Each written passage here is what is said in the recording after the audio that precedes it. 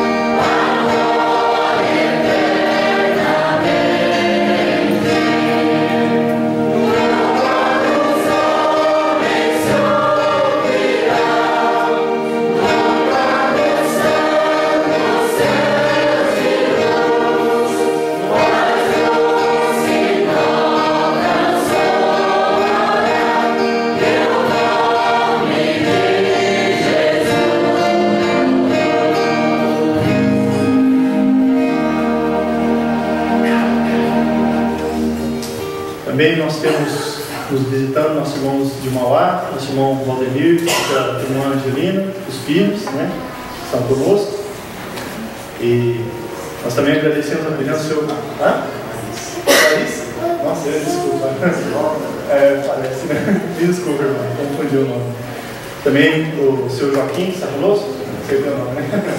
Mas tá bom. E se houver mais alguém, pelo menos eu estou aqui visualizando, né? Mas vamos agora ter uma palavra de oração. Logo após, não sei se os irmãos vão apresentar cânticos. Então vamos dar liberdade após a oração, os irmãos estarem apresentando cânticos.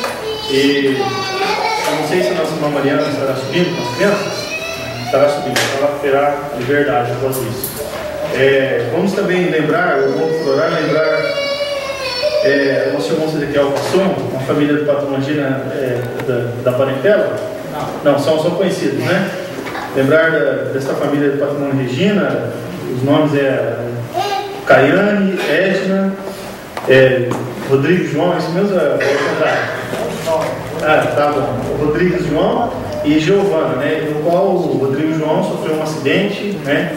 Quebrou a bacia, quebrou a perna, braço, né? Está num estado bem complicado. Vamos lembrar dele, irmãos, por orar, lembrar desses nomes, principalmente do Rodrigo João, né? Precisa se recuperar e também necessitam da salvação, né?